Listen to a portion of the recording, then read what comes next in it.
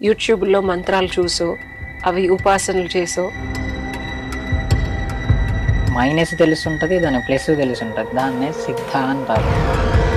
ఆంజనేయుని తీసుకుంటే గాలిలో వెళ్ళడం, తర్వాత చిన్నగా అవ్వడం, లావు అవ్వడం, పొడుగవ్వడం ఇలాంటివి కొన్ని చూస్తుంటారు. పురాతనమైన సిద్ధ యోగుల దగ్గర మాత్రమే నేర్చుకునేట్టుగా ఉండాలి. నిజంగానే ఆ బంగారాలు తీయాలని లంక బిందెల నా చిన్నప్పుడు దేనికోసం అయితే ఆచరించబడతాయో వాటి కోసం మాత్రమే వస్తాయి. గ్రావిటీ ఫోర్స్ను ఆపే శక్తి సిద్ధులకు ఉంది. జీవన గమనాల ప్రయాణం ప్రకారం వాళ్ళ పేర్లే మారుతూ వచ్చినాయి. తాంత్రికులుగా ఋషులు మునులు అప్పుడు నాగ సిద్ధులే నాగ పరంపరనే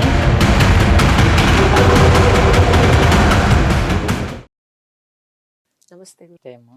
చాలా మంది అష్టసిద్ధులు లేకపోతే ఇవి చేస్తే సిద్ధులు వస్తాయనో యూట్యూబ్లో మంత్రాలు చూసో అవి ఉపాసనలు చేసో ఎంతో కొంత వచ్చి రిజల్ట్స్ ప్రొడ్యూస్ చేసేసి ఇలా చేయడానికి చాలా ప్రయత్నాలు చేస్తున్నారు. అది షార్ట్ కట్ అని ఇప్పుడున్న కాలమాన పరిస్థితుల్లో ఉంటే అసలు ఇదే ఉన్న ఓన్లీ ఒక కట్ అని చెప్పి పూర్వీకులు ఎప్పుడో చెప్పారు. సో ఈ ప్రయత్నంలో అసలు సిద్ధులు అనేవి రెగ్యులర్ పీపుల్కి వస్తాయా? అండ్ ఆ వస్తే కనుక వాటి రిజల్ట్స్ పర్యవసానాలు ఇప్పుడు మీలాగా ఒక సన్యాసత్వం కానీ దానికి కొన్ని యమనియమాలు ఉంటాయి. ప్రపంచంలో ఉంటూ సంసారం చేస్తూ ఉండే వాళ్ళకి సిద్ధులు వస్తాయా? వస్తే కనుక వాటి ఉపయోగాలు ఏంటి? ఒకవేళ ఫలితాలు కనుక సరిగ్గా రాకపోతే వికటించి తిరిగి కొడితే ఏం చేయాలి? అమ్మ, ఇది అష్టసిద్ధుల గురించి మాట్లాడారు. ఫస్ట్ సిద్ధ అంటే అర్థం తెలియాలి. సిద్ధ అనే అర్థం తెలియాలి. సిద్ధ అంటే ఆల్రెడీ దాన్ని తెలుసుకొని ఆచరించిన వాళ్ళని సిద్ధ అంటారు. ఆల్రెడీ తెలుసుకొని ఆచరించి అంటే దాని మైనస్ తెలుసుంటది, దాని ప్లస్ తెలుసుంటది. దాన్నే సిద్ధ అంటారు. అష్టసిద్ధుల్లో చాలామంది అష్ట అంటే అర్థం తెలియదు. అష్ట అంటే 8. 8 సిద్ధుల్లో ఆ ఒక్క 8 సిద్ధులే ఉండవు. ఎన్నో సిద్ధులు ఉంటాయి. మీకు తెలిసి మాత్రం 8 సిద్ధులనే తీసుకొని అష్టసిద్ధులు అంటున్నారు. దానిలో గాల్లో ఆంజనేయుని తీసుకుంటే గాలిలో అంటే వెళ్ళడం, వాయువుకు సంబంధించింది. తర్వాత చిన్నగా అవ్వడం, లావు అవ్వడం, పొడుగవ్వడం ఇలాంటివి కొన్ని చూస్తుంటారు. దీన్ని మన ఇప్పుడున్న భాషలో చెప్పాలి అంటే, ఇప్పుడున్న కాలగమన భాషలో చెప్పాలి అంటే, బాడీ మెకానిజాన్ని తెలుసుకుంటే ఈజీగా అర్థమైపోతాయి. టోటల్గా బాడీ మెకానిజాన్ని తెలుసుకుంటే వాళ్ళు లావు అవ్వచ్చు, బక్కగా అవ్వచ్చు, గాల్లో లేవచ్చు, కిందికి పోవచ్చు, పైకి పోవచ్చు. అది మెకానిజం అంటారు. దాన్నే తాంత్రికము అంటారు. అంటే బాడీ మెకానిజాన్ని తెలుసుకొని 100% మీరు సాధన చేసి చేయొచ్చు. ప్రతి ఒక్కరికి పాసిబుల్ అవుతుంది. కానీ అది తెలుసుకున్న గురువులు పురాతనమైన అంటే నాగ పరంపరలో ఉన్న గురువులు అంటే పురాతనమైన సిద్ధయోగుల దగ్గర మాత్రమే నేర్చుకునేట్టుగా ఉండాలి. సిద్ధ అని తెలియకుండా టైటిల్ వేసుకుంటున్నారు. సిద్ధ అంటే ఆల్రెడీ చేసి ఉన్న వాళ్ళని సిద్ధ అంటారు. ఆల్రెడీ తెలుసుకొని చేసి ఉన్న వాళ్ళని ఆచరించిన వాళ్ళని సిద్ధ అంటారు. అలాంటి సిద్ధ అనే యోగుల దగ్గర నేర్చుకొని ఖచ్చితంగా ఆచరించవచ్చు. అది అష్టసిద్ధులనే కాదు, ఇంకా చాలా ఉంటాయి. అవన్నిటినీ మనం తెలుసుకొని మనం ఆచరించవచ్చు. నా ప్రయత్నం ఏంటంటే, నేను ఇవి తెలుసుకోవడానికి కారణం జీవన గమన ప్రమాణాల్లో జీవనం అంటే మన పుట్టుక అనేది నేను తెలుసుకోవడం జరిగింది. మన పుట్టుక ఎందుకు పుట్టాము, ఎందుకు చనిపోతున్నాం, తెలియకుండా చనిపోతున్నారు వీళ్ళంతా. కాబట్టి జీవన గమనాల్లో పుట్టుక నుంచి మోక్షం వరకు వెళ్ళే దారే ఈ సిద్ధులు. ఈ దారి మాత్రమే సిద్ధులు. అంతేగాని సిద్ధి వచ్చిందని చెప్పేసి వాటిని మిస్యూజ్ చేయడం వల్ల దాని నుంచి రివర్స్లో కొడతాయి. ఖచ్చితంగా రివర్స్ అవుతాయి. దాన్ని ఎక్కడ వాడాలి, ఎందుకు వాడాలి, ఎలాంటి పరిస్థితుల్లో వాడాలి, ఆ పరిస్థితి వచ్చినప్పుడు మాత్రమే అలాంటి సిద్ధులు వాడబడాలి. కానీ వీళ్ళు ఏం చేస్తారంటే, నాకు సిద్ధి అవ్వాలని చెప్పేసి ఏదో ఆశ పెట్టుకొని పోతారు. ఇది చాలామంది నిజంగానే గాల్లో లేవాలని, నిజంగానే ఆ బంగారాలు తీయాలని, వీటిని సాధన స్వామి గనులు నిధి గనులను తీయడానికి, సిద్ధి చేయడానికి లంక వెళ్తుంటారు. బిందెల నా చిన్నప్పుడు అవి ఏంటంటే వాటి కోసం పోతారు. కానీ అవి వాటి కోసం రావు. దేనికోసం అయితే ఆచరించబడతాయో వాటి కోసం మాత్రమే వస్తాయి అవి. ఇప్పుడు మనం చిన్న ఎగ్జాంపుల్‌గా మనం డైలీ చేసే దాంట్లో మనం రోజు కష్టపడతాం. కష్టపడే దానిలో ఒక రూ. 50 వచ్చినాయి. రూ. 50, రూ. 100 వచ్చినాయి. ఆ రూ. 100ని నువ్వు కష్టపడాలనే ఆలోచన రావడం వేరు. ఆలోచనకి రూ. 50 వచ్చినాయి. కానీ ఆ వచ్చిన దాన్ని ఏం జేయాలో ఫస్టే ఆలోచించి ఉండాలి గదా! నీకు రూ. 50 కావాలి. ఇది ఒక మైండ్ సెట్. రూ. 50 కావాలని చేయడం వేరు.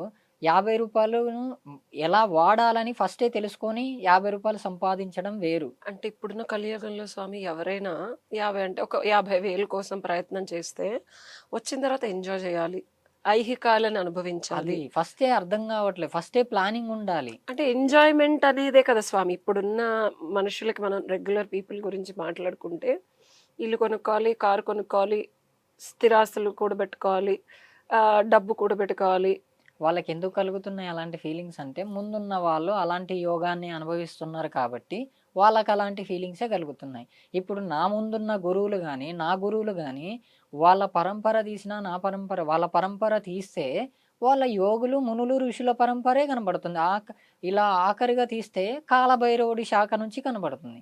ఇప్పుడు వాళ్ళు రియల్‌గా రాలేదు. రావాలి అని అనుకోవడానికి మాకు టైం ఉంది కాబట్టి మేము ఇంకొకలాగా పరిచయం అవ్వాలి అనేట్టుగా వాళ్ళు వెయిట్ జేస్తున్నారు. లేదంటే వాళ్ళకు టోటల్ డేటా తెలుసు. ఈ భూమి మీద జరుగుతున్న టోటల్ డేటా వాళ్ళకి తెలుసు. కానీ డేటా ఎనలిటిక్స్‌లో వెళ్ళిపోతా ఆ! ఉంటది వాళ్ళని అప్‌డేట్. ఇలా చేంజ్ జేయొచ్చు. వాళ్ళు కోరుకునేది నాశనానికి కాదు. వాళ్ళు కోరుకునేది బాగు కోసం కోరుకుంటున్నారు గాబట్టి, వాళ్ళ డేటా బయటికిస్తే నాశనానికి చేస్తుంటారు. ఇప్పుడు చాలామంది వీడియోలలో చూస్తుంటారు. నన్ను గూడా చాలామంది అడుగుతూ ఉంటారు. నిమ్మకాయలేపడం చాలామంది అడుగుతుంటారు. నిమ్మకాయలేపడం అంటే, ఈ గ్రావిటీ ఫోర్స్‌ని కొన్ని క్షణాలు ఆపడం అంటారు. అవును. గ్రావిటీ ఫోర్స్‌ని ఆపే శక్తి సిద్ధులకుంది. ఉంటదండి. ఉంది.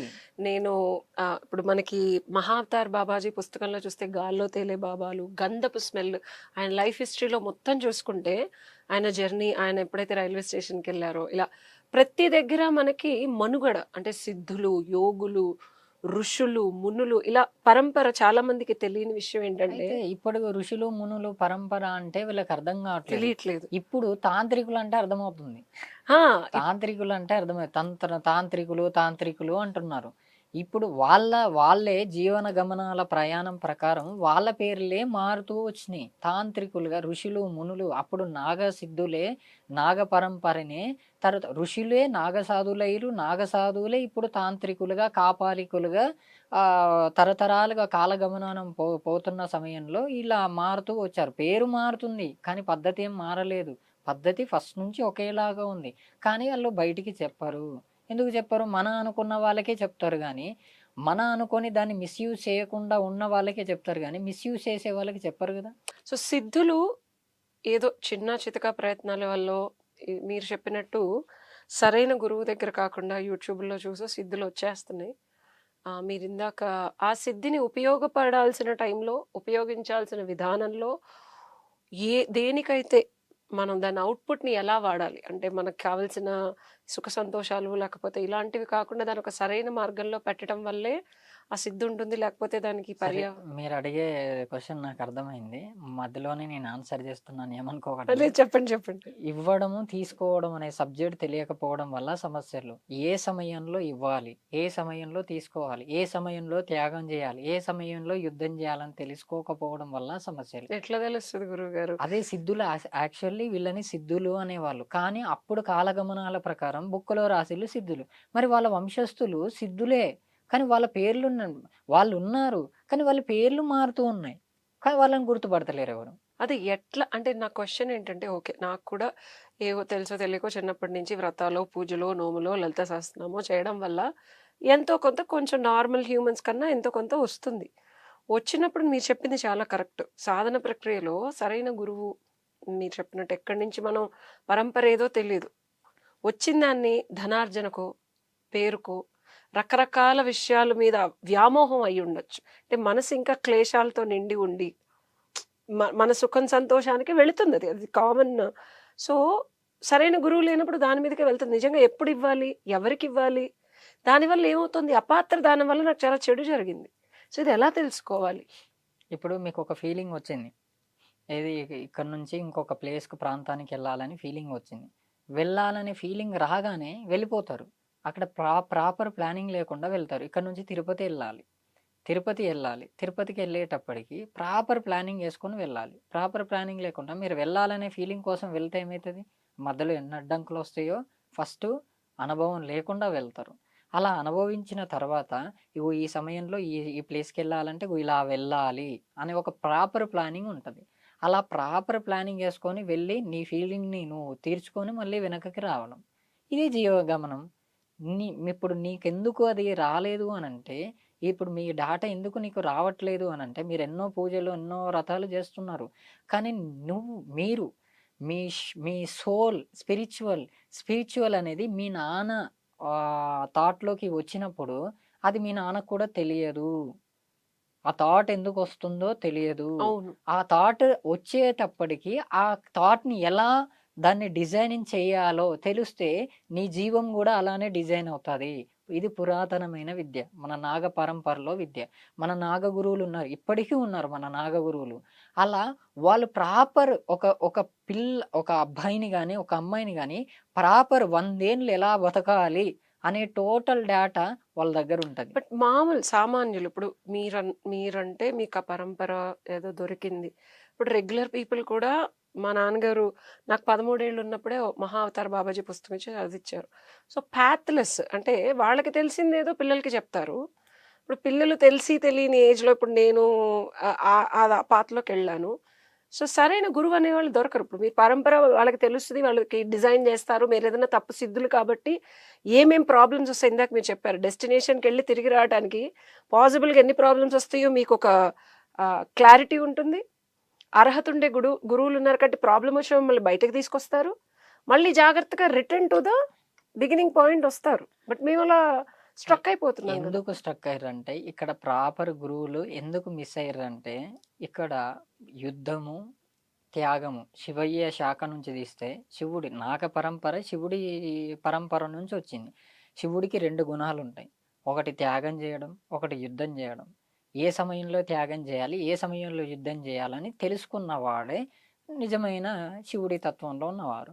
ఇప్పుడు శివుడి తత్వంలోకెళ్ళినప్పుడు శివుడిలాగా ఉండడానికి ప్రయత్నం చేస్తారు గదా! 100%. ఇప్పుడు మా నాన్న గూడా ఇప్పుడు నేను గూడా శివుడు ఏంటో తెలుసుకున్నాను. నేను కూడా శివుడిలాగే చూస్తా. ఇప్పుడు వీళ్ళందరిని ఎలా చూస్తాను? శివుడిలాగే చూస్తాను. ఎందుకు? వాళ్ళు తప్పు చేసినా శివుడిలాగేనే చూస్తాను. వాళ్ళని వదిలేయాలన్నప్పుడు వదిలేస్తాము. వాళ్ళని దండించాలన్నప్పుడు దండిస్తాము. అలా మన నాగగురువులు తన సీక్రెట్ అంటే మనం పరంపర తెలుసుకున్న తర్వాత వాళ్ళు ఇవన్నీ వదిలేశారు. వదిలేయడం వల్లనే, త్యాగం చేయడం వల్లనే శక్తియుల నుంచి అసలు ఇక్కడ భూమి మీద ఫస్ట్ శక్తియులు ఉండేవారు. శక్తిని కనుక్కొని శక్తియులు ఉండేవారు. తర్వాత శక్తియులే శైవులుగా మారారు. శైవులే వైష్ణవులుగా మారిలు. వైష్ణవులే బౌద్ధులు, జైనులు మన ఏది వీళ్ళలాగా వచ్చారు. ఇప్పుడు నిజమైన వాళ్ళని మర్చిపోయారు. నాగా అనే నేను అడిగేదేంటంటే ఇప్పుడు మాకు గురువులు తెలీదు. వాళ్ళు రారు. వదిలేశారు. ఏదో ఒక పాత పట్టుకొని ఈ సందులో బాబానో ఏదో ఒక బాబా దగ్గర ఏదో ఒక యూట్యూబ్‌లోనో మంత్రాలు చూస్తున్నారు. పాత తెలియట్లా. స్ట్రక్ అయిపోయాం. ప్రాబ్లమ్స్ వస్తున్నాయి. దీనికి ఏం చేయాలి? ఆ స్ట్రక్ అయిపోయిన వాళ్ళు నిజమైన పరంపరని సెన్స్ చేయలేకపోతున్నారు. ఎందుకంటే పరంపరే వేయిస్తారు. పరంపర అంటే ఏంటిది? అది వాళ్ళ చేయలేకపోతున్నాం. సో ఇప్పుడు వంశస్థులే. ఏం చేయాలి? ఇప్పుడు వాళ్ళ వాళ్ళు వంశ మేము మర్చిపోయాం. హ్మ్. మేము యోగ్యులం కాము. హ్మ్. కానీ దీనివల్ల మాకు ఇటు ఐహికం అంటే ప్రపంచకమైన సుఖ సంతోషాల వైపే పరిగెడుతున్న మనసు కూడా సాధన ప్రక్రియలో నిమిళీకృతమై ఉన్నా సరే ఇటు లాగుతోంది.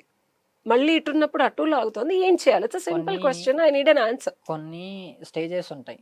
ఫస్ట్ నీ ఆత్మ దేన్ని కోరుతుంది? బాహ్య ప్రపంచాన్ని కోరుకుంటుందా? అంటే శరీరం వేరు, ఆత్మ వేరు. ఆత్మ అంటే స్పిరిచ్యువల్. ఇది భౌతికం వేరు, స్పిరిచ్యువల్ అవునవును. వేరు. స్పిరిచ్యువల్ ఏం కోరుకుంటుంది? శరీరం ఏది కోరుకుంటుంది? అంటే భౌతికం ఏది కోరుకుంటుంది? లోపలున్న ఏది మనసు కోరుకుంటుందో చూడాలి. ఇప్పుడు శరీరానికి, మనసుకు రెండిటికి యుద్ధం జరుగుతది. ఆ యుద్ధంలో బ్యాలెన్సింగ్ రావాలి. శరీరానికి ఏం కావాలో అది ఇవ్వాలి. మీరేం కోరుకుంటున్నారు? నేను శివుడిలో ఆత్మ అంటే నేనెందుకొచ్చానో, నా పరంపరని అలా ఇచ్చేసి ఎళ్ళిపోవాలని నేను గూడా వచ్చాను.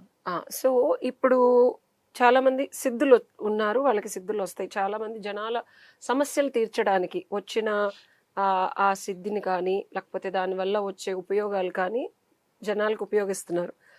మీరు వచ్చిన దగ్గరికి వెళ్ళిపోవాలి. నేను కూడా మళ్ళీ పరమాత్ముల్లో డెస్టినీకి నేను వెళ్ళిపోవాలన్నప్పుడు మీరని కాదు. రెగ్యులర్‌గా సాధువులనేవాళ్ళు జనాలకి సాయం చేయడం, వాళ్ళకొచ్చిన శక్తిని ఇలా ఉపయోగించేస్తున్నారు గదా!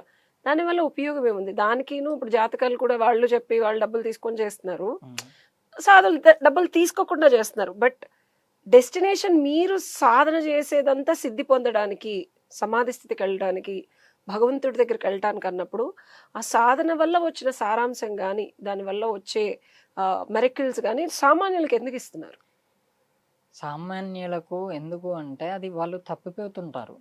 అంటే వాళ్ళ జీవన గమనాల ప్రమాణాలు తప్పిపోతుంటారు. ఇప్పుడు మీరు అడిగిన క్వెషన్‌కి బాగా అబ్జర్వేషన్ చేయండి. మీరు అడిగింది చాలా సామాన్యుల గురించి.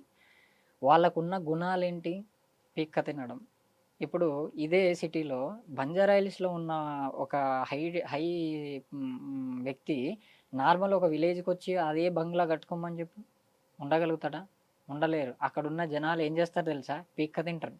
ఏంది నాకప్పి, నాకప్పి, నాకప్పి, నాకిది చెయ్యి, నాకది చెయ్యి అని పిక్క తింటారు. అందుకే తను ఎక్కడ ఉండాలో అక్కడే ఉంటాడు. ఎందుకు వీళ్ళందరూ ఎక్కడ ఉండాలో అక్కడే ఉంటున్నారు. అదంతా మనసు కలిగించే ఫీలింగ్. ఆ ఫీలింగ్ పుర్రెకి పడుతది. ఆ పుర్రెకి పట్టిన ఫీలింగ్ మనసుకు పడతది. మనసుకొచ్చిన ఫీలింగ్ మన శరీరం చేయడం జరుగుతుంటది. ఇప్పుడు మనిషిని ఎవరు హ్యాక్ చేస్తున్నారో తెలుసుకోవాలి. మీ నాన్న ద్వారా నీకు ఒక పుస్తకం వచ్చింది. కానీ మీ నాన్నకి ఎందుకు ఆ పుర్రెకి పట్టింది చెప్పండి? ఎవరు పట్టించారు?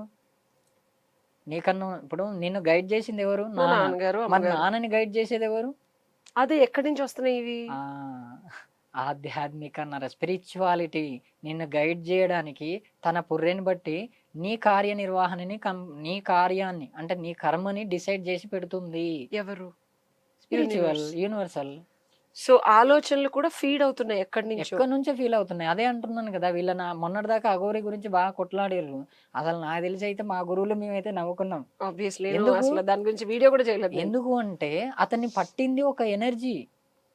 తను చేయబట్టి నిజమైన గురువులు లేరని ఈజీగా అర్థమైపోయింది. మాకైతే ఈజీగా అర్థమైపోయింది.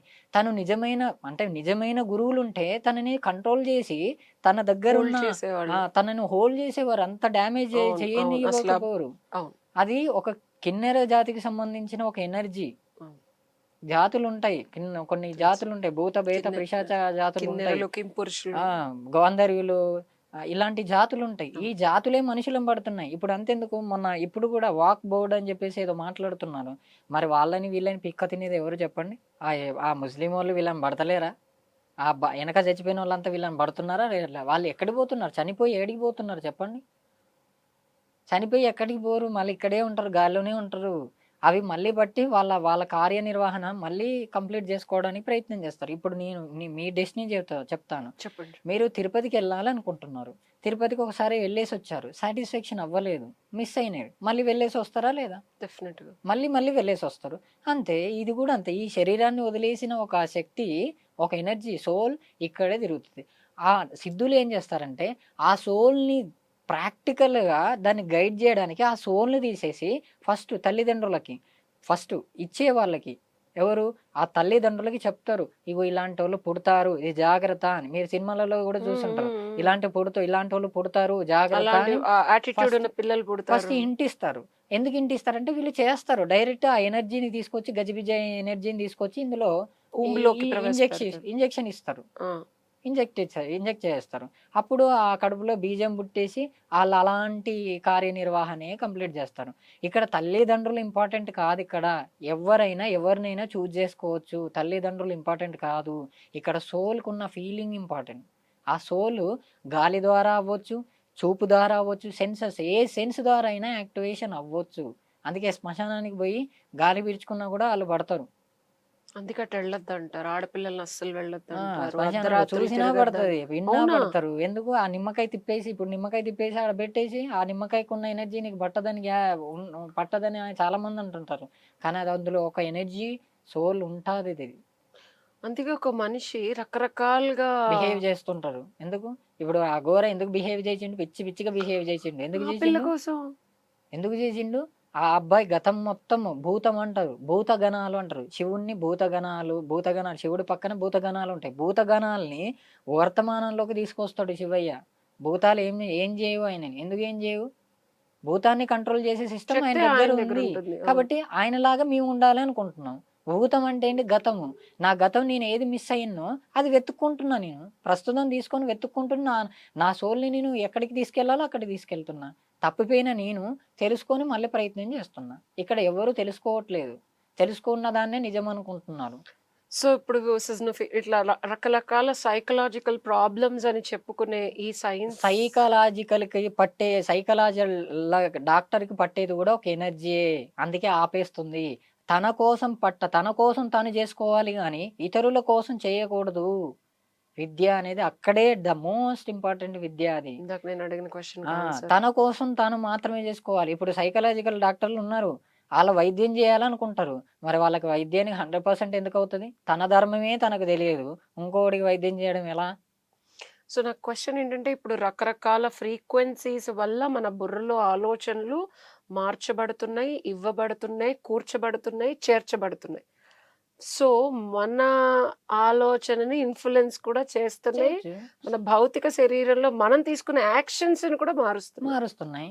టోటల్‌గా అందరి యాక్షన్స్ మారుతున్నాయి. ఇందాక ఒక స్వామి ఇందాక మీరొచ్చిన స్వామి, మీకు కాల్ చేసిన ఆ స్వామి ఉంది.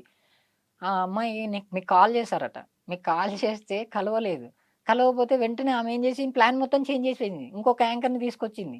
అంటే ఇంకొక యాంకర్‌తో ప్లాన్ చేయడానికి ప్రయత్నం చేసింది. అంటే చూడు, ప్లానింగ్ మొత్తం చేంజ్ అయిందా? ఒక్క మూమెంట్లో మూమెంట్‌లో ఒక్క మూమెంట్ చేసేసరికి మొత్తం ప్లాన్ అంతా చేంజ్ అయింది. ఆ మూమెంట్‌ని పట్టుకొని అదంతా పాస్ట్ కిందకెళ్ళిపోయింది. ఆ పాస్ట్ చేయబట్టి ఎంత టైం వేస్ట్ అయింది చూడు. ఎన్ని పనులు క క డ్యామేజ్ అయినాయి. ఆ పనులన్నీ మళ్ళీ తెలుసుకొని వెంటనే దాన్ని మళ్ళీ మీరు కాల్ రీకనెక్షన్ చేయగానే చేసుకుంది. కనెక్ట్ అమ్మాయి కాల్ రాలేదు నాకు. హ్మ్. ఒక్కొక్కసారి నా ఎనర్జీ చాలా స్ట్రాంగ్ ఉంటే ఎందుకో ఫోన్ కలవదు. Hmm. I have the same problem. Phone పక్కనే ఉంటది, రింగ్ అవ్వలేదు అంటారు. I don't know why.